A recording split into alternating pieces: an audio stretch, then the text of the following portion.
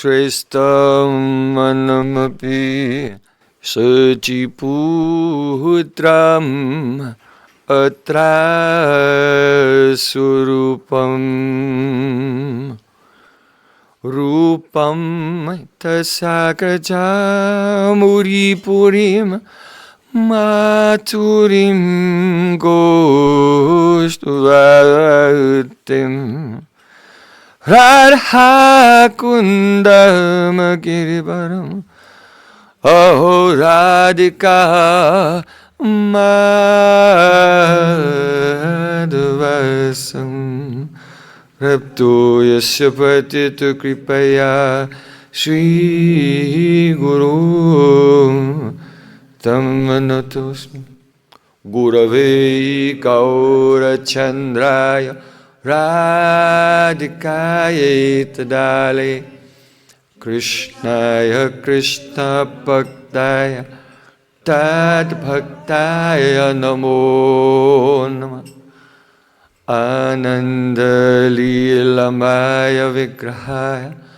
Hema Bhadibhyatschavi Sundaraya Tasmai Mahaprema Rasapradaya Chaitanya Chandraya Namo Namaste Chaitanya Chandraya Namo Namaste Chaitanya Chandraya Namo Bhaktya Bhina Aparada Lakshe Chiptastakam Haritaram Kamadi Pipa Mahitam Nam Prapana Brinde Namaste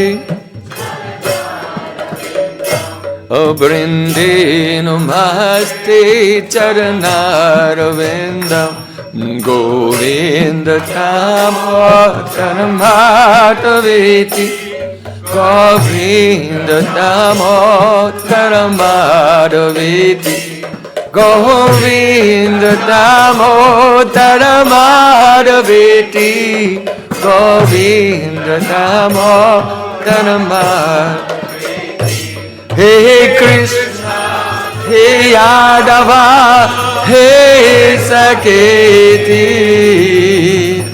Govinda Damodaram-madhaveti, Sham Sundar Shkanda Shekara, Smaraha Smurali Manohara, Radhikara Sukham Mama Kripa Nidhe, Supriya Charna Kinkurim Kuru. Tavaivasmi, Tavaivasmi, Najibami Tvayabana Jivikaya Devi Tam Namam Charantikam. First of all, I have my Sastang Dandavat Puspanjali, my heart like flowers, thousands and thousands of times at the lotus feet of my holy master, my supremely worshipable spiritual Gurudev, Asmadhya Paramaradhatama Guru Pada Padma, Nityalila Pravisht Om Vishnupad Ashtotarastha Sri Rupanugacharya Varya Srila Bhaktivedanta Narayan Goswami Maharaj. Secondly, I offer my pranam thousands of times at the lotus feet of my Param Gurudev, to Srila Prabhupada, and to all of our Sri Rupanuga Gaudiya Guru Parampara. And finally, I offer my pranam to all the assembled Vaishnavas and Vaishnavis, Vancha Kalpaturubhasta, Kripa Sindhu Bhavat, Puritanam Pavane Vaishnavibhyo. Srila Gurudev Ki.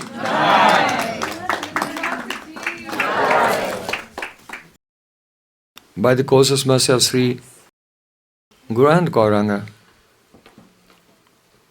we are hearing the message of divine love of Sri Chaitanya Mahaprabhu.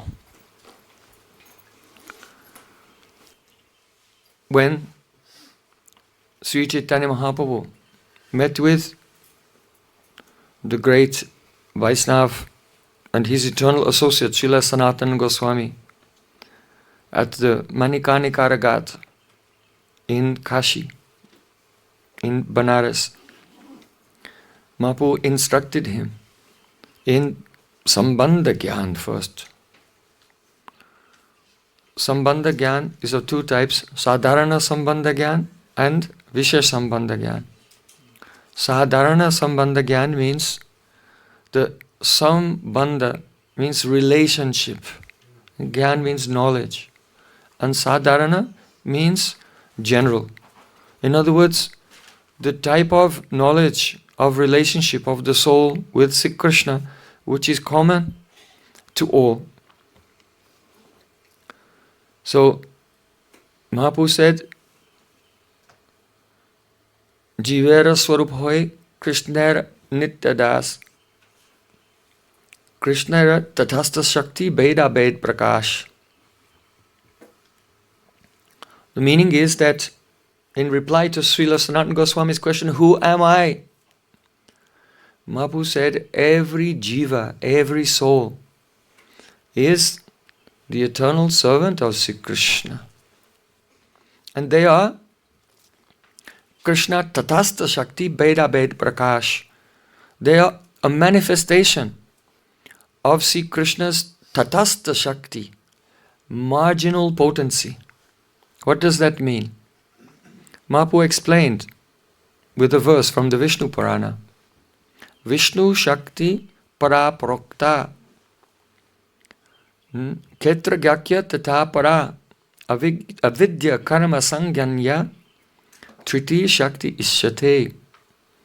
The Supreme Lord, He has Vishnu Shakti Para Prokta. His Shaktis are named, they are spoken of in three ways. That is, he has Vishnu Shakti Para Prokta, Para Shakti. His transcendental potency. That is called Swarup Shakti. It is non different from his own divine Swarup. That is the spiritual world and the associates there who are directly manifestations of his internal potency. So that is his divine transcendental potency. Then Ketra Gyakya. He also has a potency there, Ketra Gya. They are the knowers of the field. In this world, we are aware of the world around us, that is our object, and we are aware of ourselves, the subject. So the body and the elements around us, these are the field. And the soul is the knower of the field. Just as if you stand in the middle of a field, you can see it from the vantage point of that, the place where you're standing. So in the same way, your soul is experiencing this world from the vantage point of this particular body. So the soul is Ketragya, the knower of the field. So then, Abhidya Karma Sangyanga, Sri Krishna has his material energy, which causes the living entities to be covered by avidya and engages them in karma, fruitive, reward-seeking activities in the material world. So there, on one side, we have the transcendental, the spiritual potency. On the other side, Maya, the material potency. And that potency, which is tatastha.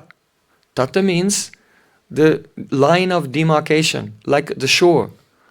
The shore is the line between the land and the ocean.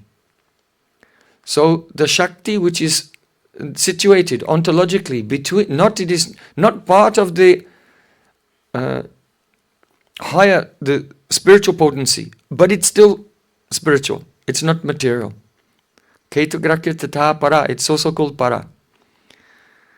The souls are also transcendental. They're not temporary like the forms of the material world. And then you have Maya. So the souls, they are coming from the Tatastha Shakti, the potency which is in a marginal position, not material and not Krishna's own Swarup Shakti. Swarup Shakti means, Swarup means Krishna's divine form, Sachidananda Vigraha. And the Shakti which comes from his divine form and which is non-different from his divine form is called Swarup Shakti. So, the living entity, he can turn towards Sri Krishna, and then he receives the mercy of Swarup Shakti and he becomes enveloped and incorporated into Krishna's divine pastimes in the spiritual world. Or if the living entity, he is averse to Krishna, vimukha, his face is turned away from Sri Krishna, then he becomes, he has the experience of being enveloped and incorporated into the activities of this material world. And so the essence of spiritual life is the movement of our attention from the activities of avidya, ignorance and karma in this material world to focusing our attention on Sri Krishna, His divine name, form, qualities, associates and pastimes. So Mahaprabhu, he taught to Srila Sanatana Goswami, Hladini sandini sambit tvaye kasava sangstito lada tapa kuri misra tvai no guna varjite. He said the internal spiritual potency of Sri Krishna has three vrittis: Hladini, Sandhini and Samvit. Hladini means the pleasure potency of the Lord, that which gives delight to Him and delight to His devotees, that which gives ananda, joy, bliss. Then there is a Sandhini. Sandhini means the vritti of the spiritual potency, the function of the spiritual potency that gives existence. In this world we see that things appear to exist, but actually they're in a state of decay at every moment. But in the spiritual world, the forms there manifest by Sandhini, their eternal forms. So that is the eternal existence potency of the Lord. And Samvit. Samvit is the awareness potency. It gives Krishna awareness of himself and of his devotees. And when that Samvit is in the devotee, it gives the devotee awareness of Krishna and of himself. So all anubhavs, all realizations, all experiences in the spiritual world, they come from the Samvit Shakti. So, Ladatapi Kari Mishra Tvaino Guna Varjite. The three gunas of this world, they give some happiness and distress and mixtures of both. Material happiness, material distress and mixtures of both. But these three gunas are not in Krishna. So Sri Krishna and all of his associates in the spiritual world, they cannot be affected by the gunas at all. This is why Srila Prabhupada said in the 7th canto, the conclusion is that no one falls from Vaikuntha, because there's no Maya there. Between this material and spiritual world there is Viraja river, and the guna, Viraja means without Raja. Raja means also without Sattva and Tama, because Sattva, Tamas and Rajas can never be separated. So Maya can never cross beyond the Viraja river. So no one can fall from the spiritual world. Krishna said, Yad gatva na nivatante taddama paramama. Once one goes there, he can never come back here. So that doesn't mean that everyone in the spiritual world has a license to fall once. It means those who are there don't come here, and those who arrive there can never come back, because they have crossed beyond the Viraja river. Now they're out of Maya's reach, the reach of the three gunas.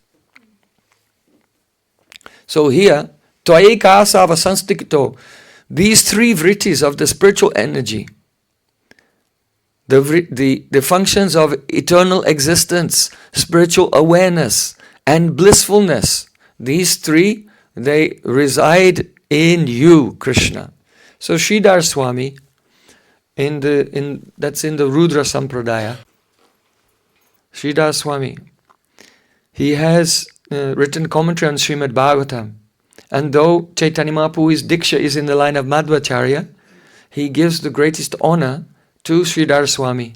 In fact, he says that anyone who does not accept the conclusions of the Swamis, the Sridhar Swami just says Swami, is a prostitute. like a prostitute, because Swami also means husband. So someone, if a woman does not follow her husband, then she becomes the kalankini, she becomes the infamous.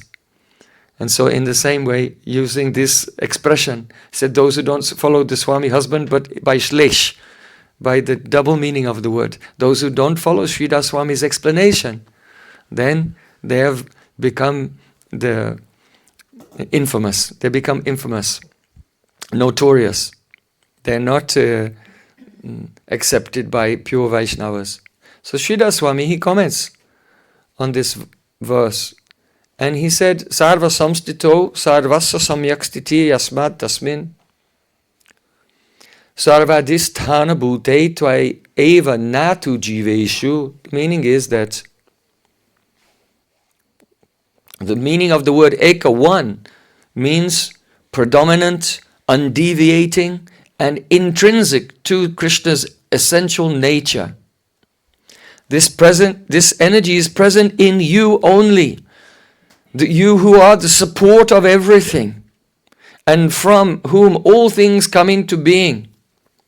Then he says, Natu eva jiveshu, which means, however, this potency, na tu jiveshu, it is not in the jivas.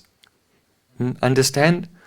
This Sandhini, Samvit and Ladini, the spiritual essence of Sri Krishna's Swarup, which manifests his eternity, knowledge and bliss, is not in the jiva. It's not in the living entity. So, now Mahaprabhu taught, Jiver Swarup hoy Krishna Nitya Das.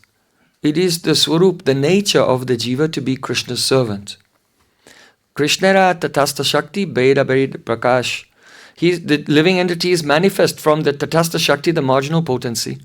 And he is Bed Abed Prakash.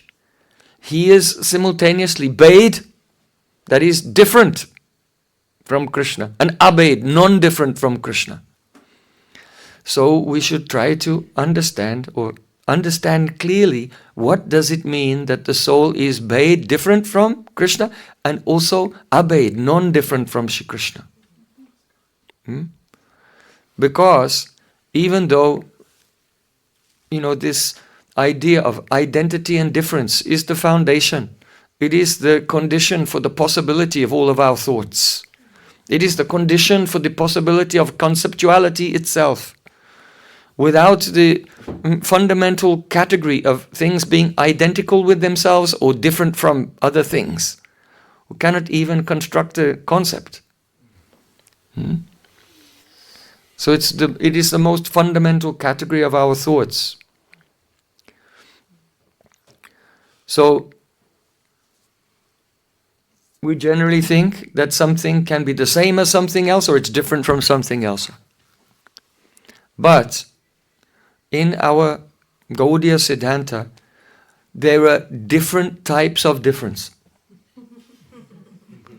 and different types of sameness.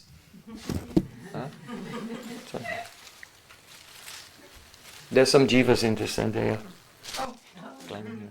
So,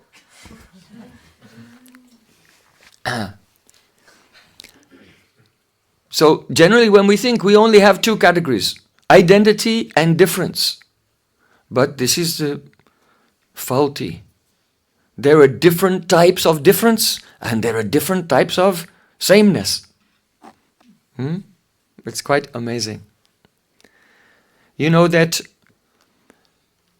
the immature spiritualists, they often think that, you devotees of Krishna are talking about so many things because you are in duality. When will you become enlightened like me and realize that everything is one? So you know that to understand that things are different is very simple.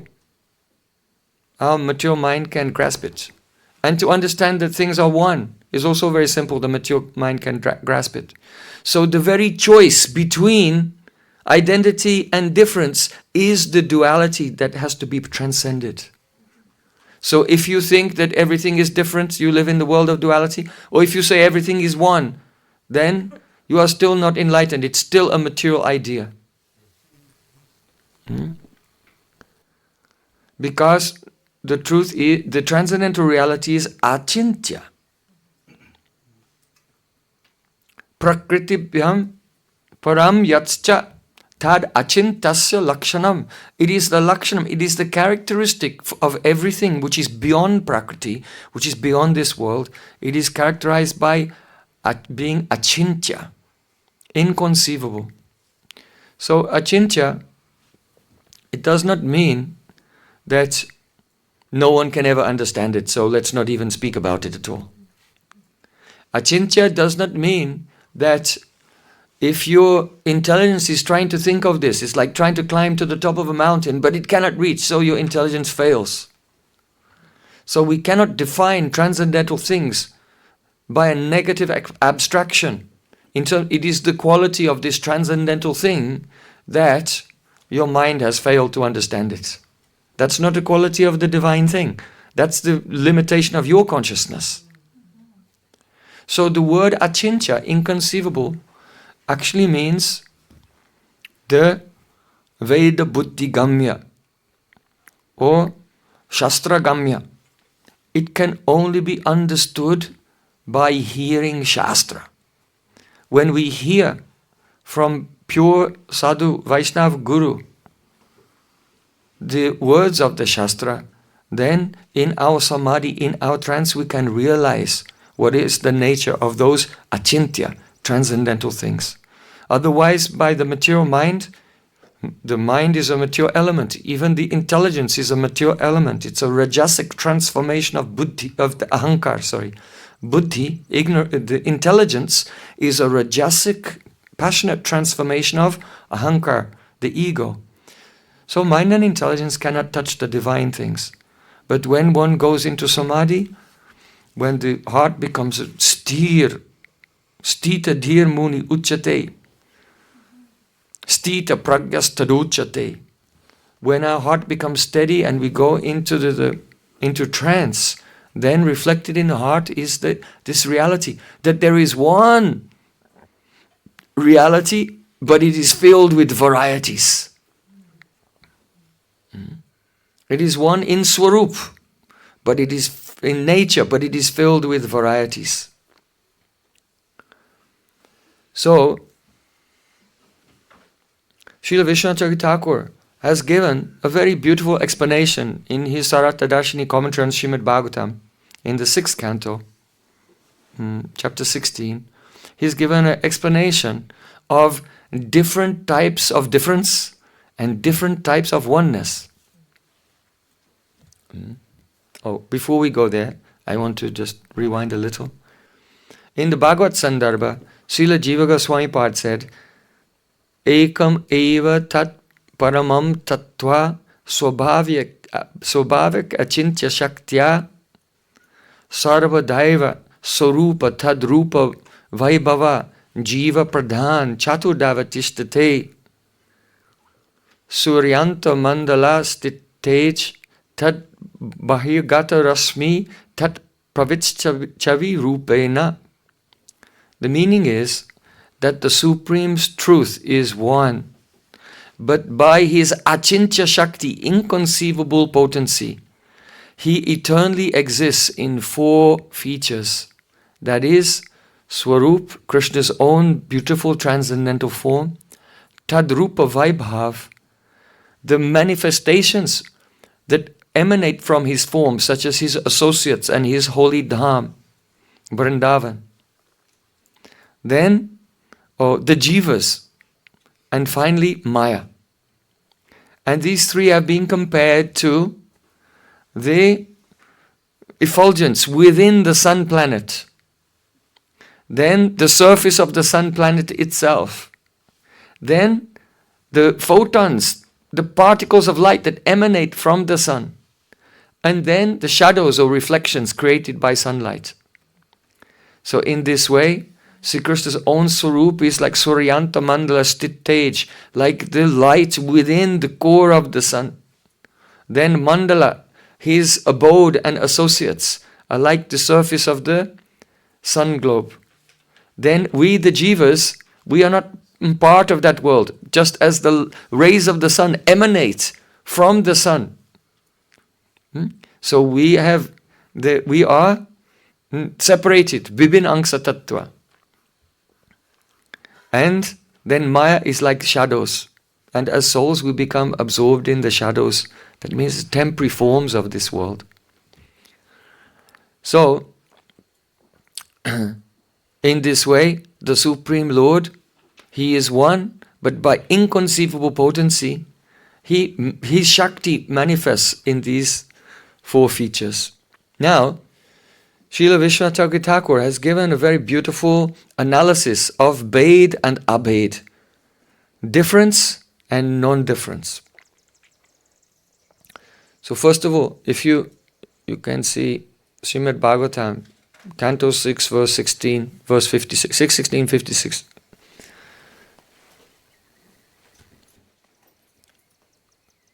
So there it is said, Ubhayam smarata pungsa praswapa patibodaya anveti vyatirichcheta tadgyanam brahmatat param. The meaning is this: that which remains during waking and deep sleep states of the person who is observing those states and which is different from those states is called the jiva. So here, this is one method given in Srimad Bhagavatam, how to find yourself. That is that we are sakshi, the witness of changing states. You see? Because you are awake. After some time, you go into dream state. And then you are having a dream. Then you go into deep sleep. In deep sleep, it is not that you become unconscious.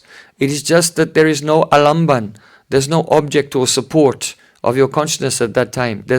In other words, you are not unconscious. You are just conscious of nothing. In the state of deep sleep, shushupti. But at that time, the Atma enters into Paramatma. And then when he comes out again, then he comes into the dreaming, and then he comes into the waking state. He remembers, Sukamaham aswapsam nakinchit avedisam. This is a mantra from the Upanishads. It is said that Sukamaham, I'm very happy. Sukamaham aswapsam. I slept happily. Nakinchid avedisham. I don't remember anything. So the question comes, who is this being? It is not that you are remembering being in the stage of deep sleep and then you come back to consciousness. It is not that one being can remember the experiences of another being. So some persons say, when you go into deep sleep, then you're dissolved, it's just Brahman. And then when you come out, that your identity as a person is an illusion. But one person cannot remember the experiences of another person. So that's you when you dream, that's you when you're in deep sleep, and it's you when you're awake. So even though the states are changing, the individual who remembers each one of the states is the same person. Because another person cannot remember the experiences of another person. And therefore, because you have memory of what it was like in the state of deep sleep, you have memory of what it was like in a dream, and now you're awake. So you are one person, and all these states are external to you. Everything that you're experiencing is not you. You are simply sakshi, the witness of those states. So here, in Srimad Bhagavatam, it's described how we can find ourselves. Srila Vishwanath Thakur gives an example. Now you are older, your body is different from the body you had as a small child. But you remember what it was like to be a small child. Why? Because you're the same person. So just as a person experiences the change of state in one life from childhood to youth to old age, So in the same way, every 24 hours, we experience a change of state. From being awake, when we are aware of a physical body, then when we're asleep, we become unconscious of that physical body. So that's not us. And we become aware of an astral body, a dream body. And then when we go into deep sleep, shushupti, then we're not aware of the mind even. So we're not the mind. We give up both the gross and subtle coverings. But we still remember, yes, I was in deep sleep. So that means that we are individual souls, we are sakshi, and we are distinct from everything that we experience outwardly, and we are distinct from the physical body, and we are distinct from the mental body also. So here in Srimad Bhagavatam, this simple exercise is given to locate and identify ourselves and become centered in that. But tajjnanam brahma tatparam. But Brahma, here Brahma means the supreme truth. That is Bhagavan. Tatparam is superior to the soul. So don't think that, yes, I am not this body, I am not this mind, I am the soul, and the soul is God. Don't think like this. No. Brahma Tatparam. The God is in another level, another ontological level. God is another metaphysical category from the soul. So, here Srila Vishwanath Chakravarti Thakur, he said, Jivasya tatasta shaktittvena tadrupa tvepyastasya swarup shakti abhavat. Swarup shakti titva abhavat. The meaning is that, well, how can you say that the Brahma is param, another, and superior? So he's saying that the jiva is one with God because he is tatasta shakti, he is God's energy.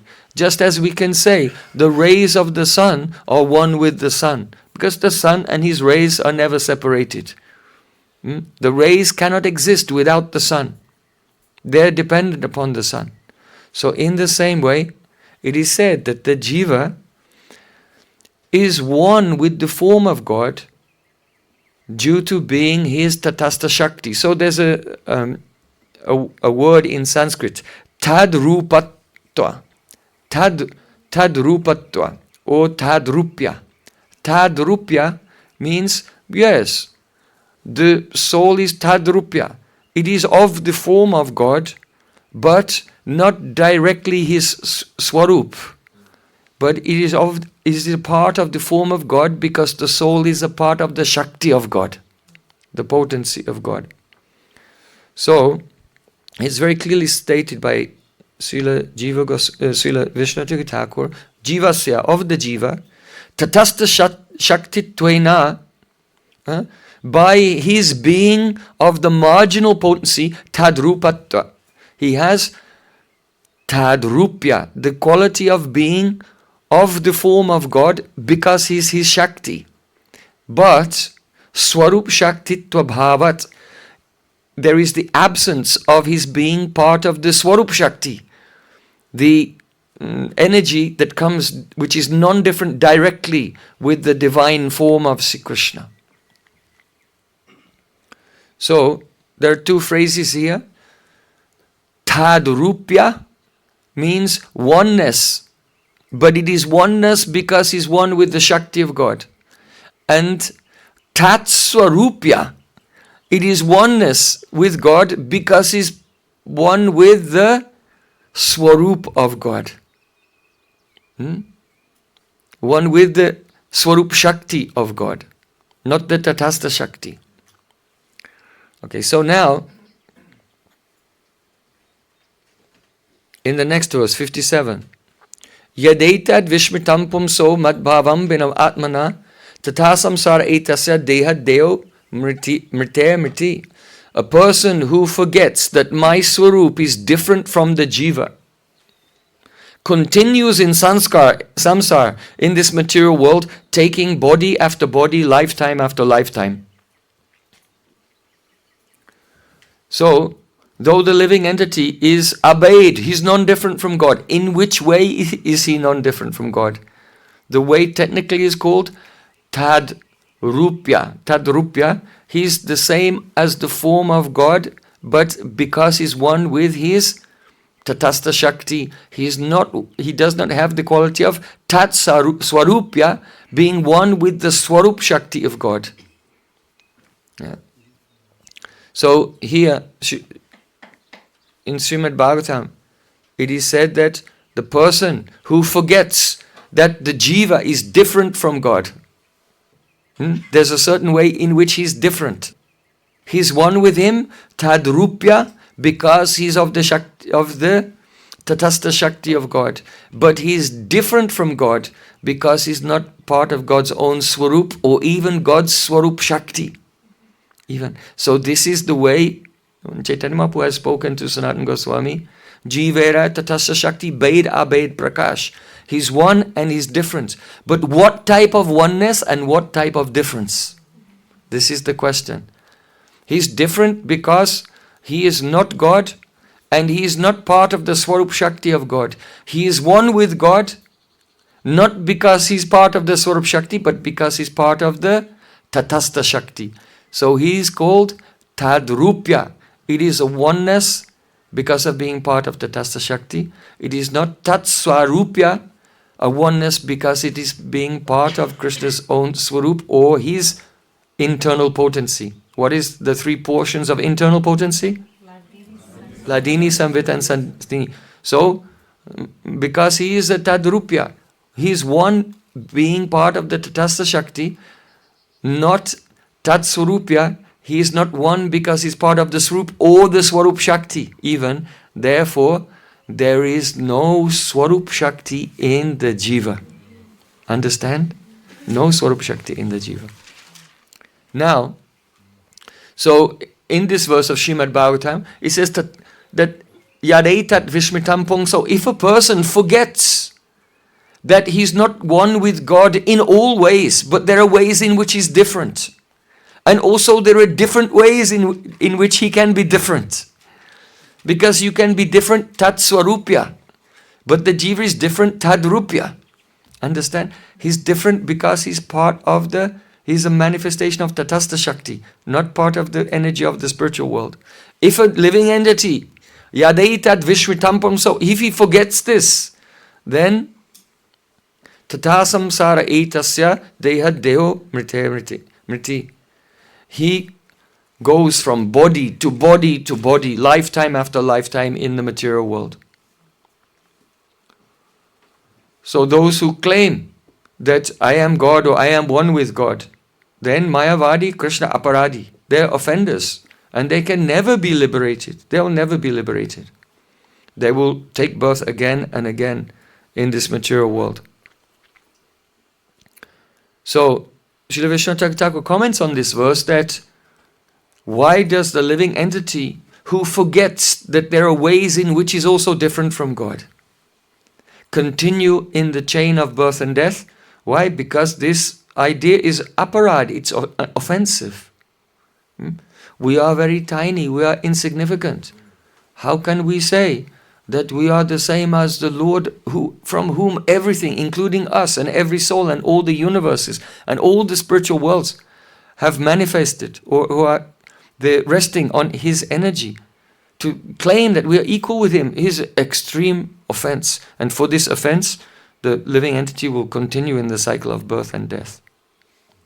But there's some further detail here, and that is that there are some living entities who are jivas, who are not manifest from Tatastha Shakti at all. They manifest directly from the Swarup Shakti of Sri Krishna. So he is a Parshad. He is Nitya Parshad, eternal associates. Like Nanda and Yashoda. Like all the gopis. Not all some of the gopis are Nitya Siddha Jivas, but many gopis, Lalita, Vishaka, and so on, who are the direct manifestations of Radharani. All these persons, they have come from Krishna's own Swarup Shakti directly. And so, if a jiva in this world who has no Swarup Shakti, receives the Swarup Shakti in the form of bhav, when we perform sadhana, then the divine energy descends and it takes us and we enter into the eternal pastimes of the Lord. Then we are still not equal to those associates like Nanda and Yashoda, like Lalita and Vishaka and those gopis. We're not the same as them. We can never be the same as them. So what to speak of them? We are not even on the same level as the Nitya Siddha Jivas. The Jivas who are never in this world, they're always perfect there. So it's most important to pray from the core of the heart for the mercy of the Parshadas, the eternal associates of Radha and Krishna, and never imagine for a moment that we are equal to them. This is why those who try to approach Krishna directly, they never attain him. It's impossible, because they're disrespecting the associates who are in a far superior position to the soul. They want to have a direct relationship, but they're disrespecting Krishna's direct manifestations. And so Ramanand Rai told Mahaprabhu, Gopi anugatya bhina aishwarya jnane bhajale nahi pai brajendra nandane. Unless one comes into the anugatya, becomes under the guidance of the eternally liberated gopis of Vrindavan, he cannot attain Krishna. What to speak of attain Krishna? He cannot even get past this impervious barrier of Aishwarya Gyan, knowledge that Krishna is God. In Vrindavan, no one knows that Krishna is God. So you can say, yes, Krishna is the son of Nanda Maharaj, but in the back of your mind, or even in the front and in the middle, and everywhere, you know Krishna is God. Huh? And you cannot forget that. How will it be possible to go into a state of mind when you forget that? Only when the bhav of those eternal associates, nitya siddhasya bhavasya prakatyamridi sadhita, when their love, who truly, they don't see that Krishna is God, they see him as their own friend or their son or their beloved. When their ecstatic mood descends and enters into our heart, that time we can feel in that way. Truly, not artificially, not pretending. And so, without honoring the eternal associates and being in their anugatya, under their guidance, we cannot receive their mercy. And if we don't receive the mercy, we cannot enter into Raganuga Bhakti. We will be stuck on the level of Vaidhi Bhakti. And in Vaidhi Bhakti, there is always the Aishwarya Gyan, Krishna is God. Then you cannot enter Vrindavan Lila. Lord Brahma went to Vrindavan, but he had to leave. Why? He knew that Krishna is God. Akrura came to Vrindavan, he had to leave. He knew that Krishna is God. Indra came to Vrindavan, he had to leave. Uddhav came to Vrindavan, he had to leave. They all had to leave. Why? Because they know that Krishna is God, so they could not attain eternal residence there. And this is why Uddhav, today he's in Govardhan, in the form of a blade of grass at Shamakuti, by Uddhav Kund there, because he prayed, Asam Maho Charana Renu Dushamahamsam Brindavane Kimapi Gulmalataushadin. It would be a matter of great fortune for me if I could become a blade of grass in Braja, because then I might get the touch of the foot dust of Braj Gopis when they run to meet with Krishna. Their foot dust may come on my head. Why? Because only by their mercy can one attain such elevated prem. So don't try to say, oh, spiritual life, it's just between, it's just about me and God, it's no one else's business. No, we need the mercy of our Guru Parampara, we need the mercy of Radha and Krishna's associates. Like Srila Narottam Das Thakur has prayed, Shri Rupa Manjari Pada, Shehi Mora Sampada, Shehi Mora Bhajana Pujano. Oh, the essence of my bhajan, the essence of my brat, the essence of my tap, the essence of my all practices,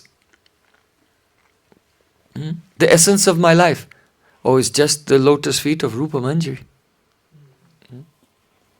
So, I went off the topic a little bit. No, we were exploring the the consequences of this siddhanta. Why? Because the basic siddhanta we're discussing is sambandha-jnana. The Supreme Lord has three energies: spiritual, material and tatastha. The jivas come from tatastha, but they are beda buried prakash. They are one with and different. So we are exploring the ways in which they are one and the ways in which they are different, because there are different ways to be different and different ways to be one. This is the subject. So let's go a little bit further.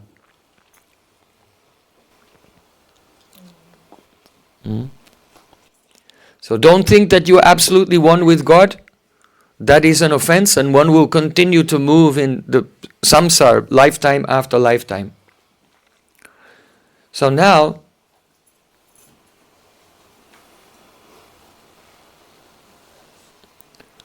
Srila Vishnu Thakur, he's explaining,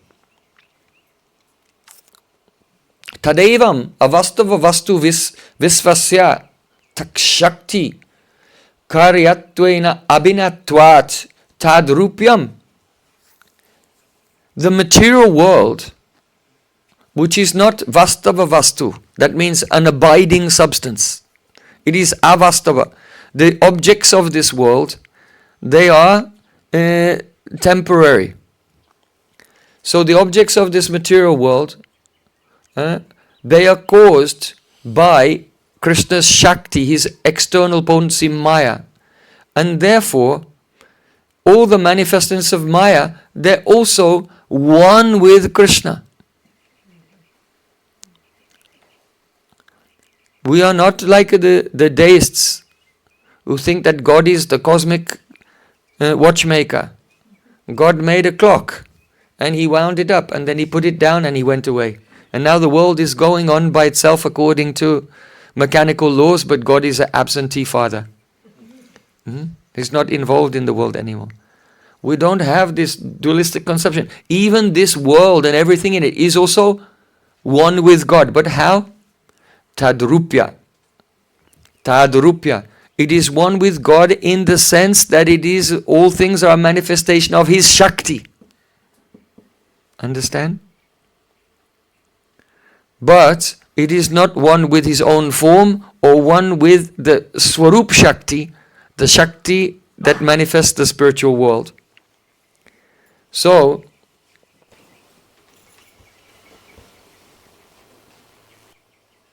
then,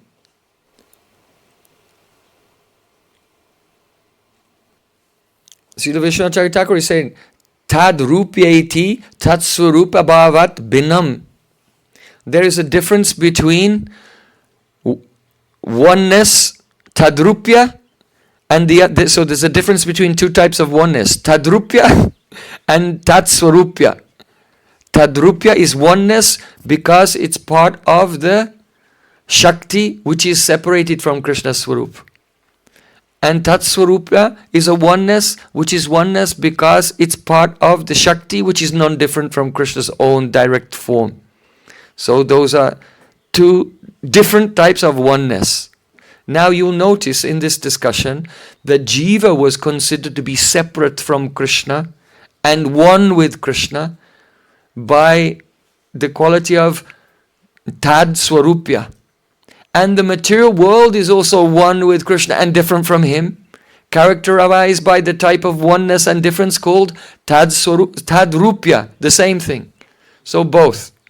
But the manifestation, you see, the Jiva is eternal and Maya is also eternal. But the manifestations of the various forms manifest by Maya, they're not eternal. But they're still part of Maya, so they're one with Krishna because they're his Shakti, and the Jivas are one with Krishna because they're part of the Tatastha Shakti in this way. Yet the Jiva, though the Jiva is one with Krishna, being Tadrupya, one with Krishna being part of Tatastha Shakti, the Jiva is different from the oneness of the material energy with Krishna. Because that is also Tadrupya, but it's different because the things of this world are from the Maya Shakti. Now, the next point. One may say, but perhaps a conditioned soul in this world can be called Tadrupya. But when he's liberated, then he'll be the Tatsvarupya. So, not necessarily. Why? Now, Srila Vishnu Chakravarti is explaining. Shuddha jivasya twan anashwarat twad vastava vastu anta patitvepi tatasta shaktitvat tadrupyam eva na tu tatswarupyam. He is saying, even a jiva, if he's pure. Now we're not talking about the jivas who have gone to the spiritual world, just the ones who've become free from Maya. Because a jiva may enter into Brahman. Or if we just consider the jiva, the soul itself, not contaminated, it is said, Shuddha jivasya. The pure jiva, though he's not temporary, he's not a temporary being, like the temporary forms of the material world. But still, Tatastha Shaktitvat, because he belongs to the Tatastha Shakti, Tadrupyam Eva, he is one with the Lord because he belongs to the Tatastha Shakti, Natu Tatswarupyam, he is not one with the Lord in the sense that he belongs direct, he is not a part of the Lord's direct Swarup or his Swarup Shakti. Now, Vishnu Chakravarti is saying, Brahma Paramatma Bhagavatam tu Vastava Vastutvam Swarupyai Kyari Aikyam Tya. What about Brahma, the light of Brahman, and Paramatma and Bhagavan? Are they one? In which way are they one? Oh, well, they are one entity because Swarupaikya, Aikya, they are one Swarup. In other words, Brahman, Paramatma and Bhagavan, they are Krishna himself, his direct form, his manifestation through which he manifests the world, and also the light that emanates from his form. So Brahman, Paramatma and Bhagavan, they are actually one Swarup.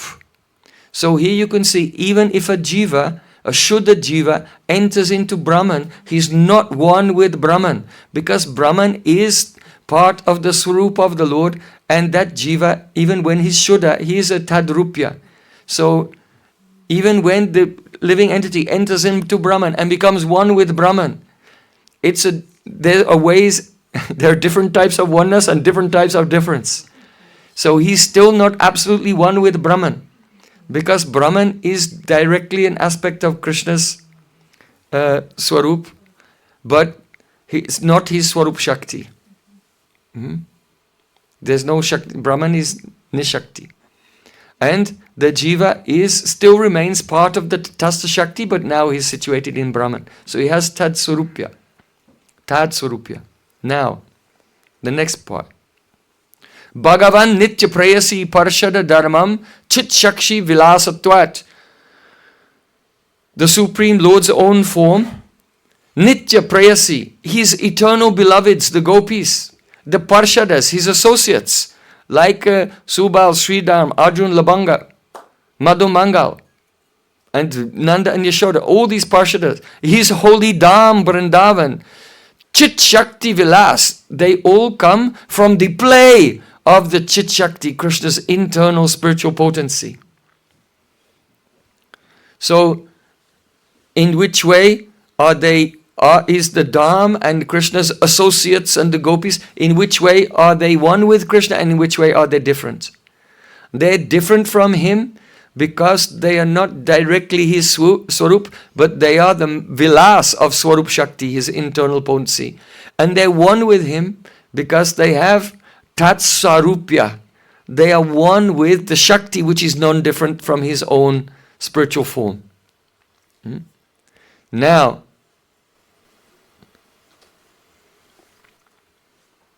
Vishnu Thakur is giving some more categories here. He says, Keshantin Nitya Siddhatwad Api Vastava Vastutvam Tatsurupyam Cha. There are some jivas in the spiritual world. They also they are Nitya Siddha Jivas. They are Jivas. They are of the Tatastha Shakti, but they are Nitya Siddha, so they were never in a fallen condition. So those Jivas, they are called, their oneness with Krishna is called Tat Sarupya. But they are still coming from the Tatastha Shakti. They are still, the Nitya Siddha Jivas also are Tatastha Shakti. But they are called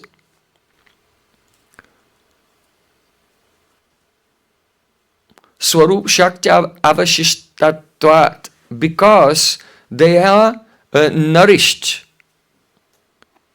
by the Swarup Shakti. So constitutionally, the Jiva itself is of Tatastha Shakti, but he is completely nourished by the Swarup Shakti. And those Jivas are of two types: the Nitya Siddha Jivas, who were never in the material world, and they're eternally nourished by the Swarup Shakti. And the classic example is Garuda. Garuda technically is not a Parshad, a direct manifestation of Swarup Shakti. He is a Jiva of Tatastha Shakti, but he was never in the material world. He's a Nitya Siddha Jiva, an eternally perfect Jiva, who is nourished by Swarup Shakti. And then the other category of the Jivas who are nourished by Swarup Shakti, who have Tat Sarupya, the quality of being one with God, because they're nourished by his Swarup Shakti, are those Jivas who have become perfect and they have entered into the pastimes. They become Siddha, they become perfect by the mercy of those who are eternally perfect, and they've also been infused with the Swarup Shakti and they've entered into the Leela. So those Jivas who were in this world and have received Bhakti and entered into Krishna's pastimes, still they have not become Parshad. Krishnavanam Tusha Krishnam Sangopangasta Parshadam Yagyai Sankirtana Prayajanti Sumedas. Those who are intelligent, they worship Krishna in the form of Chaitanya Mahaprabhu, who appears along with his Parshadas.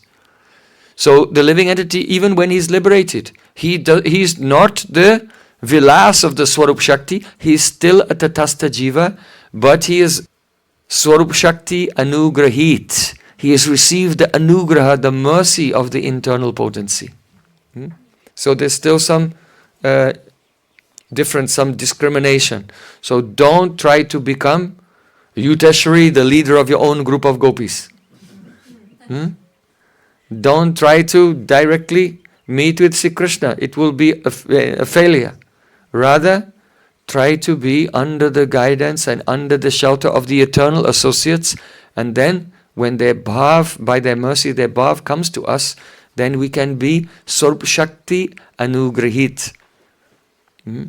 Receive that mercy and attain the state of the Tat Swarupya.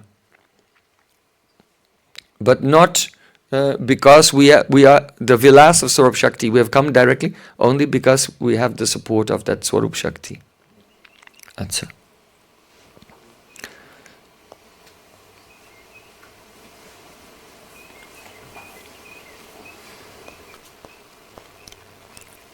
Now, how does a living entity receive the support of the internal potency, the Swarup Shakti? That is our daily practice. What is sadhana bhakti? Kriti sadhya bhavat sadhya bhavasa sadhana bida nitya siddhasya bhavasya prakatyamriti sadhyata. Sadhana means the engagement of all of our senses in the angas of bhakti, hearing, chanting, remembering, serving the deity, engaging in direct service as a servant of Guru and Vaishnavas, performing parikrama of the holy dham. There are so many angas.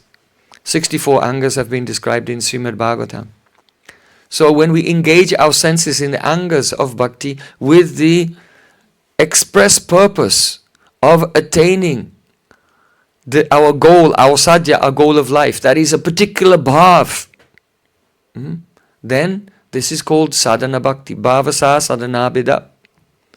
Now one can say, oh, Do you generate this bhav yourself with your mind? Today I love Krishna. And I'm going to love him even more tomorrow. Is this feeling generated by your mind, by your own effort? No. Because anything which is manifested in this world, which has a beginning, is not transcendental. All transcendental things are beginningless. They are eternal. And so the bhav that we want to attain is nitya siddha bhav. It already exists. That eternal mood is already playing in the spiritual world in the hearts of the eternal associates. So sadhana does not create this mood, but rather our sadhana is like extending a begging bowl. There's a beggar and he's starving, and when a wealthy person walks by, he holds out the begging bowl. Please give, and that wealthy person may give some money or some food, like that. So our sadhana is essentially begging for mercy. And then nitya siddhasya bhavasya prakatyam riddhi sadyata, the ecstatic mood of love of Krishna's associates descends. They have prem, which is like the sun, but one ray of the sunlight of their prem comes down and it touches our chitta, and the chitta melts. So therefore Rupa Goswami described the descent of Swarup Shakti to the living entity as the potential consequence of practicing sadhana bhakti. That is bhav. So Shuddha Sattva Visheshatma Prema Suryangsu Samyabak Ruchi Bischita Masrinyat Krid Aso Bhava Uchate. What is bhav? Shuddha Sattva Visheshan. Shuddha Sattva means samvit here. Shuddha Sattva means samvit britti, the awareness potency. Visheshatma indicates the Mahashakti Ladini. Ladini Britti, the bliss potency. So these two together, they make prem, and it's like the sun. Prema Suryanksu Samyabak, and one anksu, one particle from the eternal associates comes, and that person who is hearing and chanting and absorbed fully, one pointed with great humility and eagerness, non-pretentiousness, one pointedness, and extreme eagerness, then that ray of their divine, eternal, perfect feeling will come, and it will melt the heart. The chitta will melt. And when the chitta melts with ruchi, tastes, that means the abhilas, I want to attain Krishna. I want to render some service which is favorable to Krishna. Bhagavad Prapt abhilas, Seva abhilas, and Anukul abhilas, and the Sohard abhilas. The desire to have the Surit Bhav, friendship, always the feeling of well-wishing to Krishna. Generally when people pray to God, it's, oh God, make me well. They want something. They cannot think about the wellness of God because they think God's okay. He's doing fine without me. But when Bhav of the Brij Basis come, it's a Surit Bhav, ever well. How is Krishna? How can Krishna be happy? How will Krishna be more comfortable, more joyful, more blissful? This intimate well-wishing friendship towards Sri Krishna. So the heart melts with such feelings. This is bhav. So Rupa Goswami described Avirbhuya Manobrito. It is like an avirbhav, just like an avatar, like Lord Ramachandra from the eternal Ayodhya manifests here in this world. So in the same way, this ecstatic emotion from the spiritual world is avirbhav. It makes its appearance. And where? In your chitta vrittis. In your chitta, in your subconscious mind, the foundation of all your mental functions, the chitta, there is movements of pran.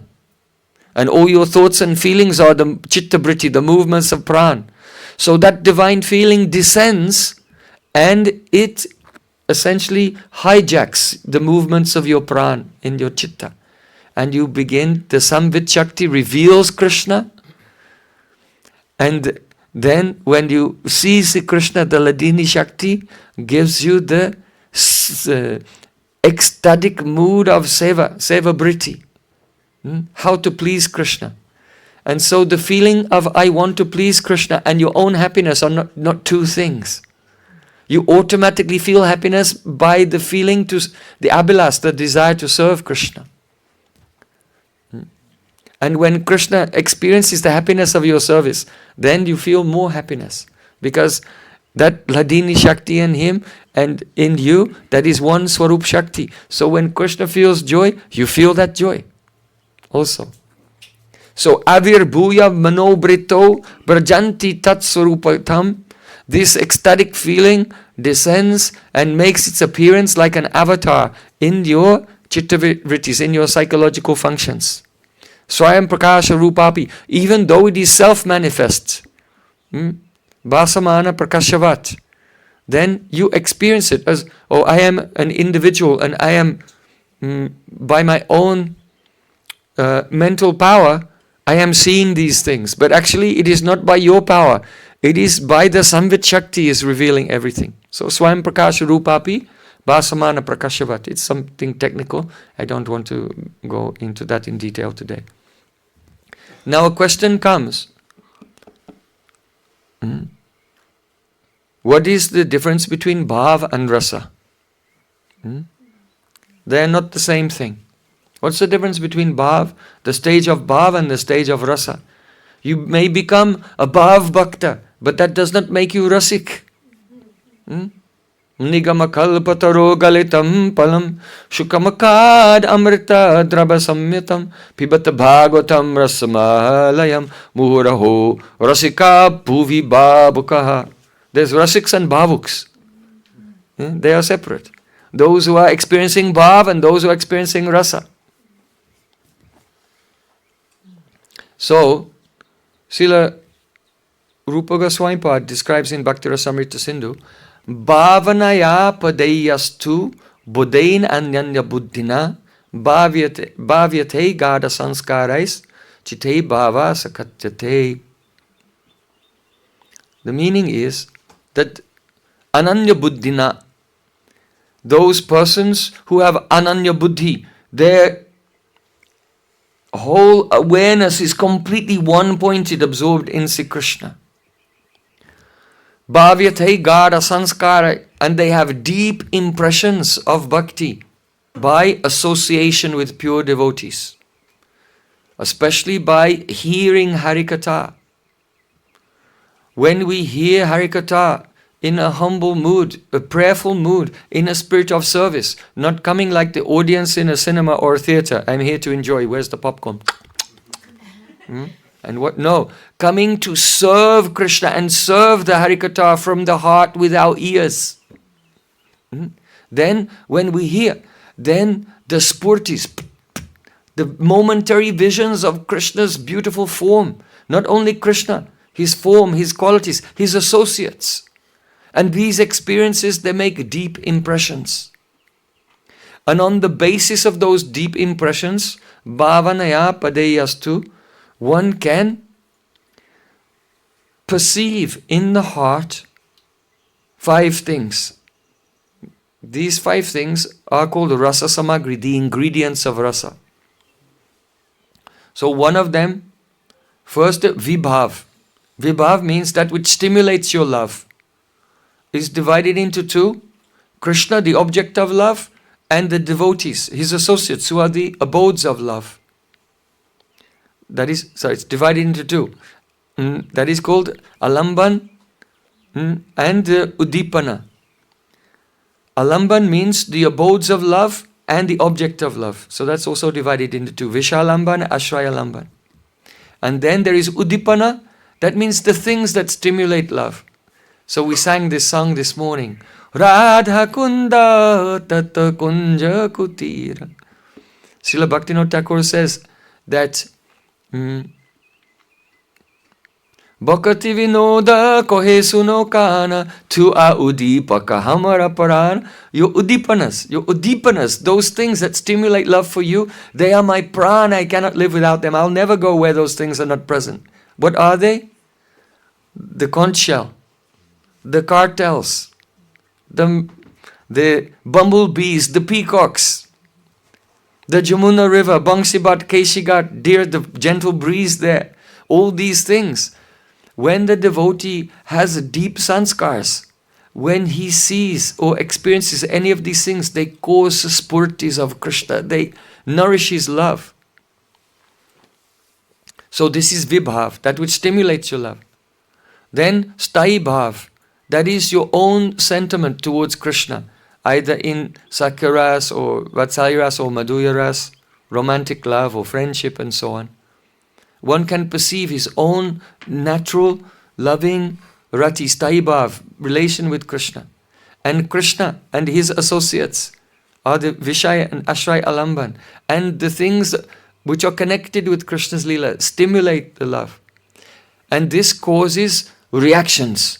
These reactions, such as singing and dancing and rolling on the ground, they're called anubhavs. And it causes ecstatic symptoms in the body, such as hair standing on end and trembling, becoming stunned, and tears flowing from the eyes. They're called sattvika bhav. It causes some emotions to rise and fall like waves, sanchari bhavs. So these 5 types of bhav, sthai bhav, vibhav, anubhav, sattvika bhav and sanchari bhav, these are called rasa samagri, the ingredients of rasa. So when the Swarup Shakti starts to appear in the heart on the basis of deep impressions, the various spurtis that came from sadhu sangha and listening to Harikatha, the devotee can perceive in his heart when he's fully absorbed these 5 types of ecstatic ingredients. But he's still not rasik. He can be bhavuk, but not rasik. So then what is the difference? Vyatitya bhavana vartma yas chamatkara bharabu hriday satujjala vale bhadam swadate saraso matha. When more Vishuddha Sattva comes, in fact when there's a flood of Swarup Shakti, not just a little one ray of the sun, one ray of that mood came and it melted the heart, started to melt the heart. No, now more Shuddha Sattva is coming, more Samvit, more Ladini, more Swarup Shakti, and flooding the heart. And the heart becomes bright and illuminated by that. Then what happens? Vyatitya bhavana vatma. One goes beyond the experience of these 5 ingredients independently. In other words, he does not experience these 5 types of ingredients or bhavs separately, but they mix together and become delicious. So swadate sarasomata. When he tastes how delicious these bhavs are when they've mixed together, then that is the taste of rasa. That is called rasa. So how advanced is that state of rasa? Not an ordinary thing. So I'm just giving some introduction to this subject, because it says Pibata Bhagavatam rasa, drink this Srimad Bhagavatam, which is the rasa, full of rasa, alayam. And when should you drink it? Or just drink it till you die and then when you liberate stop drinking? No, rasamalayam, until you're liberated, and muhur, and beyond that. Or alay can also mean the fainting, that you faint. And then when you come back to consciousness, muhur, again drink and again faint. Muhur aho rasika, those who are rasik, the eternal associates, are always relishing this rasa of Srimad Bhagavatam. Muhur aho rasika, bhuvi, and on this earth bhavuk. There are persons who have attained bhav, then gradually they should hear again and again and they'll become rasik after some time. So, hearing Harikatha is a very serious subject. It is not like story hour at the public library. When the pure Vaishnavas come together to hear and chant about Sri Krishna, something wonderful is going on for those who are very advanced. For example, in Srimad Bhagavatam, 2nd canto, it is said, Srinvata Sradaya Nityam Granatascha Swacheshtitam Kalena Nati Dirgena Bhagavan Vishate Ridi. For those who are engaged in hearing the pastimes of Sri Krishna. And they accept this very seriously. They've dedicated their whole life to hearing about Krishna. Then, Kalina nati dirgena, not in a long time. Not in a long time, in a short time. Bhagavan Vishate Riddhi, Krishna will enter into the heart. So that means Krishna is Vibhav. By hearing, by doing sadhana, gradually you will come Nishta, Ruchi, Asakti, then Bhav, that means Rati will appear. And that Rati will reveal the Vibhav, Krishna. And then all the other, Rati will also reveal all the other ingredients as well. And then they will mix together and it will become indescribably sweet taste of rasa. So in the end of Srimad Bhagavatam, there it is said, Tadeva ramyam ruchiram navam navam Tadeva shashvam manaso mahutsavam Tadeva shokarnava shoshanam rinam Yad uttama shloka yashonugiyate. When the glories of Krishna are sung, uttama shloka, Krishna. When Krishna, whose shlok, that means his glories are uttama, beyond the darkness of this world. Or uttama shloka, that person who is most glorified, means that person, the person who is most glorified is the person who is most merciful. So when a person is chanting, anugiyate, continuously chanting the glories of Sri Krishna, then that katha, tadeva ramyam, it is so enchanting. Why? Because one will have the darshan of Krishna and his sweet pastime. Tadeva ramyam ruchiram. It is beautiful and relishable. Navam navam, and it is newer and newer at every moment. Tadeva shashwan manaso mahutsavam. It is a mahutsav, it is a great festival for the heart. But not a festival that only lasts Friday, Saturday, Sunday. Tadeva shashwan manaso mahutsav. It's an eternal festival. Once one begins to see the divine realm through the medium of the ear, by associating with pure sadhus and hearing from them, then the heart enters into the eternal festival. Tadeva shokarnava soshanam rinam. And this world, it is the shokarnava. That means like an ocean of lamentation. So many tears are being shed every day in this world, we cannot count them. You can drown in them. There's so much pain and suffering in the material plane, in this plane of existence. But Tadeva shokarnava soshanam naranam. Soshanam means that which is so powerful, it evaporates the entire ocean of misery. Can you imagine? Something so powerful that the ocean evaporates. So in the same way, when we hear Harikatha from the lips of pure Vaishnavas, and we take it very seriously in our life, then when the great eternal festival manifests within our heart, then the ocean, the endless ocean of lamentation is evaporated. It's gone forever. This is the power of Harikatha. So wonderful.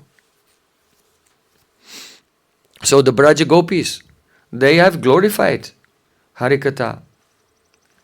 When Krishna disappeared from the Rasalila, we told one verse this morning, Braja Janati Han Veera Yoshitan. So after that, Braja Gopis said, Tava katam ritam tapta jivanam kavibi iditam kalmasapaham shravanamangalam Srimadattatam bhuvi granantiye buridajana. Oh, how much nectar is in these words coming from the lotus lips of Braja Gopis. During the Rath Yatra festival, after Mahaprabhu was so tired from dancing, he went and he lay down in the Jagannath Ballabh Bhattika and he was relaxing there. And at that time Sarvabhauma Bhattacharya told Prataparudra Maharaj, now go in disguise, not dressed as a king, but in simple cloth, and massage the feet of Mahaprabhu and sing this Gopi Geet. So then Prataparudra Maharaj, who had no chance to meet with Mahaprabhu, because Mahaprabhu would not meet with a king. He was a sannyasi, he would not meet with a materialistic person, a king. So now Prataparudra Maharaj, by the mercy of Mahaprabhu's associate, had a chance, and he was massaging the lotus feet of Krishna and he was singing this Gopi Geet. And when he sang this verse, then Mahaprabhu sat up and said, Burida, Burida, you are the most generous benefactor. You are, why? Tumi mori dili bahu amulya ratan ami kichu diti nahi karyalingan. He said, oh, you have, by reciting this verse, you have given me so many priceless jewels. But I am a sannyasi, I have nothing to give you in return, so I can just give you what I have, and that is my embrace. And Chaitanya Mahaprabhu embraced Prataparudra Maharaj, and at the moment he was embraced by Chaitanya Mahaprabhu, who is the Mahaprabhu Sri Chaitanya, Radha Krishna, Nahi and the combined form of Radha and Krishna. The moment that Mahaprabhu embraced Prataparudra Maharaj, then all the bhavs and this Gopi Geet, they manifested in his heart. He began to experience them. So what was that verse spoken by the Braja Gopis that caused Mahaprabhu to become in so much ecstasy that he embraced Prataparudra Maharaj and he was in total forgetfulness that I am a sannyasi and I don't touch kings. I never associate with them. He was in ecstasy. He did not know who he was, where he was. And just, oh, I cannot repay you. Here Braja Gopis are glorifying the power of Harikatha. You understand? We have been discussing the Shaktis of the Lord. It's very important to know this. Why? Because ordinary people come and they sit together, and this is a manifestation of the Rajagun when they are speaking. Mode of passion, or in some cases mode of ignorance, but mainly Rajagun, the mode of passion. But when a pure Vaishnava sits and begins to speak Harikatha, this is the manifestation of Swarupa Shakti. It is the divine transcendental energy, and it comes and makes sanskars, and it then causes the appearance of bhav, and then causes the appearance of all the ingredients, the rasa samagris, including Krishna, who is the Vishaya Alamban, including Krishna's associates, who are the Ashraya Alamban, including all Vrindavan Dham, which is the Uddipana, and all the other ingredients, and then they mix together, and the devotee tastes rasa, and the entire ocean of suffering of this material world evaporated completely. And the heart experienced an eternal festival. This is what it means to hear Harikatha. So here Braja Gopis, Krishna has disappeared, and they came together weeping on the bank of Jamuna. Tava katam ritam tapta jivanam. O Krishna. Tava kata, your kata, that means the words that you say and also the words about you. Discussions about you and your own words, both of these, they're amrita, they are nectar. Why? Tapta, for those living entities who are burning. Now the gopis experience this. We are burning in separation. Tapta jivanam. It gives life to those who are suffering. So two meanings for the general persons of this world. If they hear Harikatha, they are suffering, but it gives them life. And for the gopis, they are suffering in separation from Krishna. They're saying it gives us life. Because kirtan for the gopis is actually an anubhav. And there are different types of anubhav. One is called shita, that means cooling. In other words, when the gopis are burning and dying from the fire of separation, and they speak about Krishna to cool down. the anubhav of speaking about Krishna, it's coming from their ecstatic love, but it gives them some relief. So tapta jivanam, O Krishna, tava katamritam, speaking about you, tapta jivanam, gives life to those who are suffering, to us. Because when the gopis speak to each other about Krishna, then they have the spurtis in their heart of Krishna, the way he walks, the way he smiles, the way he speaks. So tavat kathamritam tapta jivanam kavibir iditam kalmasapaham kavibir iditam. Even the great poets, they glorify Krishna. Learned persons like a Narad and others, Shukadev Goswami, they're glorifying. So kavibir iditam kalmasapaham. And the glory of Krishna takes away all kalmasha, all contamination, all difficulties in life. Shravana Mangalam. And when we hear Harikatha, then Shravana Mangalam, it gives auspiciousness. Srimad Atatam. Sri means the success, prosperity. Atata means spreading everywhere. Those who hear Harikatha, then it is as if they have received so many treasures and they've become spiritually prosperous. Bhuvi grinantiye buridajana. Therefore, bhuvi, in this world, those persons who speak Harikatha, bhuvi grinantiye buridajana, they are burida. Buri means abundance, and da means givers. They are the most generous givers of charity. Those who give us Harikatha, we can never repay them, because there's nothing more precious, no more valuable in the entire universe or beyond the universe even. So Burida Jana. So those gopis who are in a Dakshinya Swabhav, they have a submissive mood, they're glorifying Krishna in this way. And other gopis who have the Bhamya Swabhav, that is the contrary mood, they say Tava Kata Mritam. Now if you do the Sandhi Bigraha, you break it apart, becomes Tava Kata. Oh Krishna, speaking about you, Mritam, not Amrit. It is like death. Terrible. Like poison. Tava Kata Mritam. Oh Saki, don't speak about Krishna. Why? Because, oh Krishna, Tava Kata Mritam. Your words are like death. You told us so many sweet words. But now we see, you have just abandoned us in the middle of the night. And now we are dying. Tapta jivanam. For those who are living, tapta. The discussion of Krishna gives you burning. It burns you. It gives you suffering. So don't hear about Krishna. Kavibir iditam. Kavi, that means the poets, they glorify Krishna. Why? Because the poets, they say anything. Don't believe anything that the poets say. They just make up anything.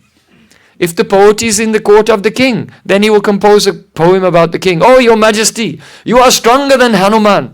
And when you go riding on your horse, you gallop faster than the wind. Is it true?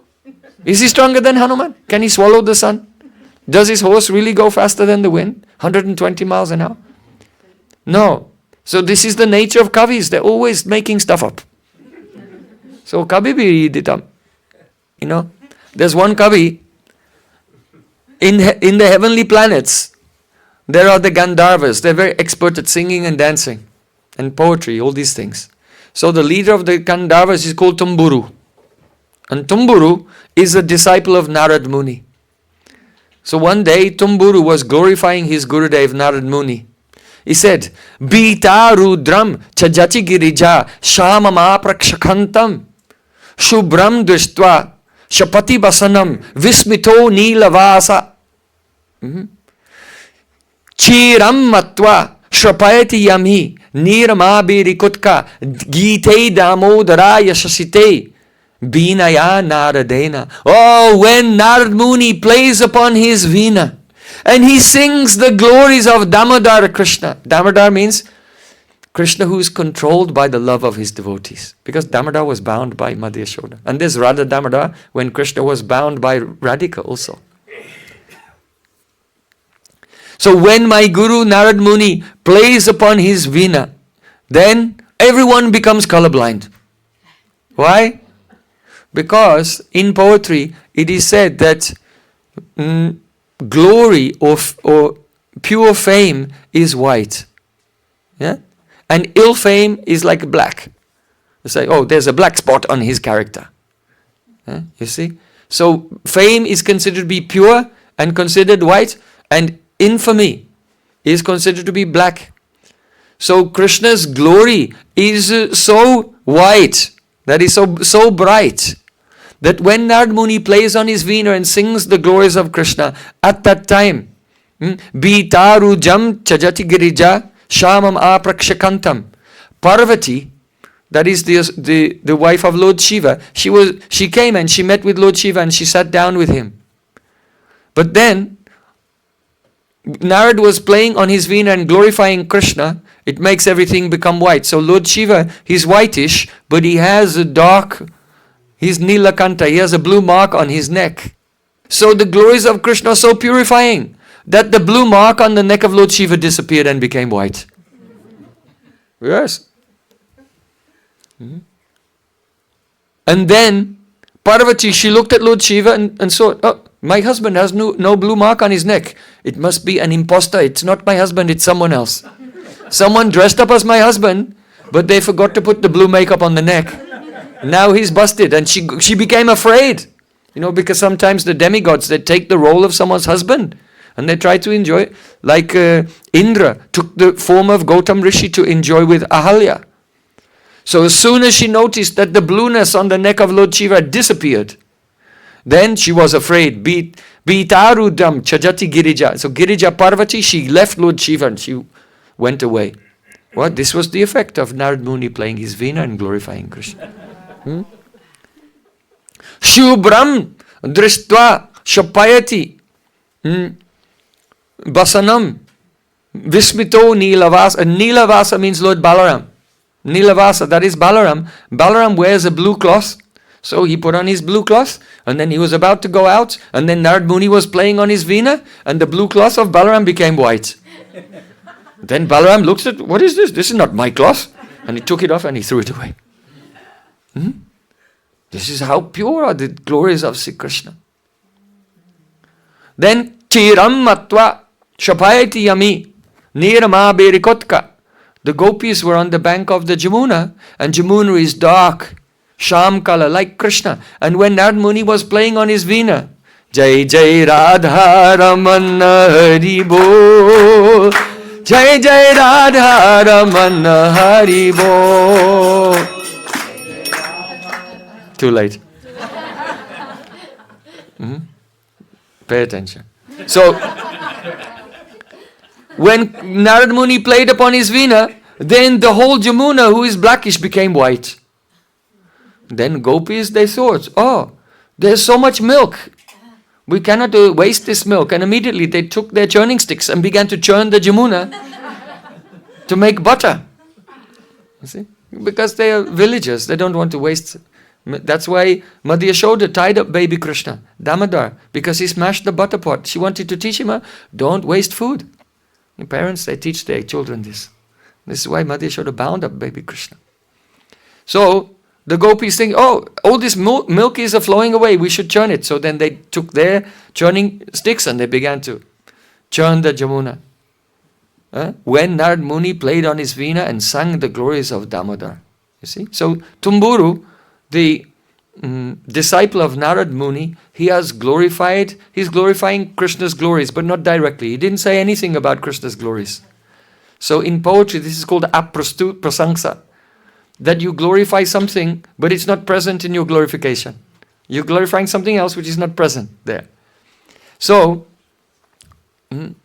here, Tumburu is a kavi, he's a poet. Is it true that the blue line on Lord Shiva's neck disappeared? No. Poets always say these things, they just make stuff up. Yeah? Did Balaram's cloth really become white? No, not true. Did the Jamuna really become blue? Is that white?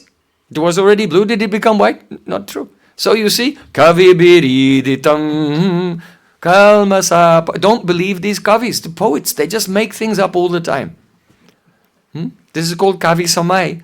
When the poet, He wants to express something, so he makes an astronomical exaggeration just to make everyone become amazed. But at the same time, kavya is very subtle and nuanced. Did Parvati give up Lord Shiva? Yes. That bit is true.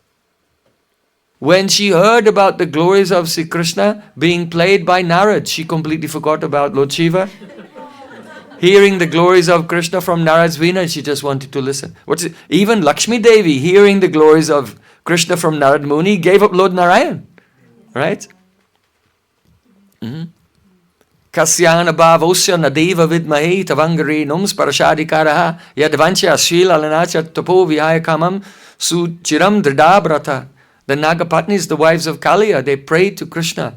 Oh, we don't know what great pious activities this snake has done in this life or a previous life to have the touch of your foot dust on his head. When even Lakshmi Devi, the goddess of fortune, she gave up Lord Narayan and gave up Vaikuntha and did austerities for a long time in order to attain your foot dust.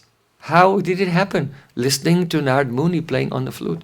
So if Lakshmi can give up Narayan, hearing Narad Muni glorifying Krishna, then Parvati can also give up Lord Shiva. But not because the poet just made that up. Balaram also, did he give up his cloth? Yes. He was so absorbed in remembering Krishna's pastimes that his cloth fell off and he forgot about it. Did the gopis churn the Jamuna? Yes. It did not go white. It did not become black for white. But when the gopis, they collect water from the Jamuna and they bring it back to their home. And then when they hear Narad glorifying Krishna on his flute, they become so confused. Instead of putting the churning rod in the milk, they put the churning rod in the water pot of Jamuna. They become and they start churning. So in this way, the poets, they speak so many things. Sometimes some aspect may be exaggeration and not true. But some aspect can be true. Kavya is so subtle. So gopis are saying, Tava katamritam, oh Krishna, your katar is like amrita, like mrita, like death, like poison. Tapta jivanam, we listened to your glories. And what's the result? Here we are now crying on the bank of Jamuna. So it gives suffering to us. Kavibir iditam, the poets glorify you. But that's the nature of poets. They always say so many things that you cannot put trust in. Kalmashapaham, the poets say that your glories take away all suffering. But look at us. We are the Praman. There are so many gopis here on the bank of Jamuna and their lives are ruined. They left their family members. They left everything and came here. And now you have left them. So Shavana Mangalam, is it auspicious? We think it's not auspicious at all. Srimad Atatam. Why? Because when the gopis see your Sri, your beauty, when they realize your beauty and sweetness, your Sri, by hearing Harikatha about you, then Srimad Atatam, they become mad. Srimad Atatam, Atatam means everywhere. That is, when the gopis realize your beauty, hearing your Harikatha, then mad, they become so mad. They become proud, they neglect all their family members. And the evidence of the Atatam is everywhere. Look at all the gopis crying here on the bank of Jamuna. Therefore, Bhuvi Grinanti Ye Buridajana, those persons who speak Harikatha, then Burida, they are cruel. They are cruel like hunters. Buri means in abundance, and Da can not mean the dati he gives, but it can come from the dodatu, to cut. So they are like hunters who go around being very cruel and cutting others. Because the sadhus, they are very tricky. They take the Srimad Bhagavatam underneath their arm like this, and they say, oh, please come and listen to Harikatha. It's free. They don't want anything. And then they speak the glories of Sri Krishna. And if one drop of that will enter the ear, Sakrit adara sudam swam mohinim payayitva. If one drop of this nectar will enter the ear, then the dvandva dharma vinashta, one's dedication to the dualities of the material world will be destroyed.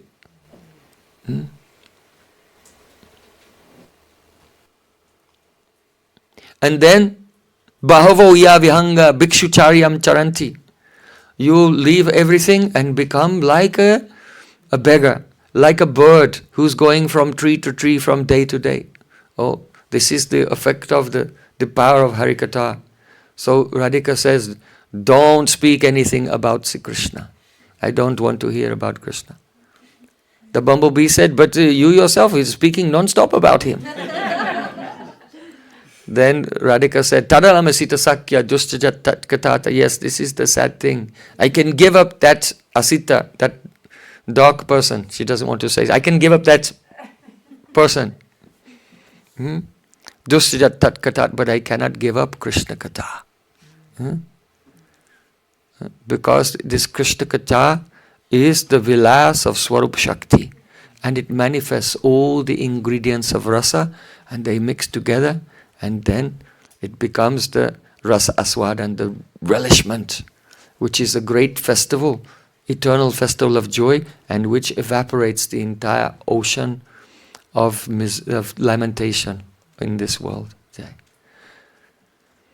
Gantaraj Srimad Bhagavatam ki jai. Gaur Premanande Hari Hari Bo. Sadhu, sadhu.